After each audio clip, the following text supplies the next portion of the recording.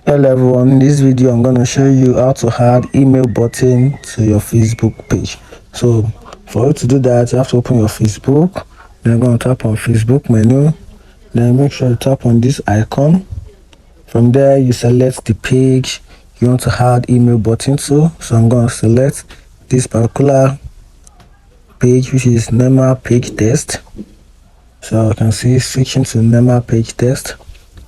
I'm going to give you a few minutes to load. You can see, then I'm going to tap on the profile image for the page.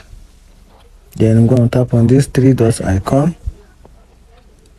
Then I'm going to tap on add action button. Then I'm going to tap on edit button. Then I'm going to scroll down a little and make sure you check on this email box. Then you're going to put your email. You're going to put your email at gmail.com.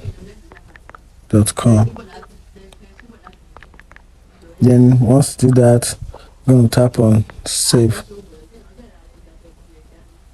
If you find this video helpful, like and follow for more. Thank you.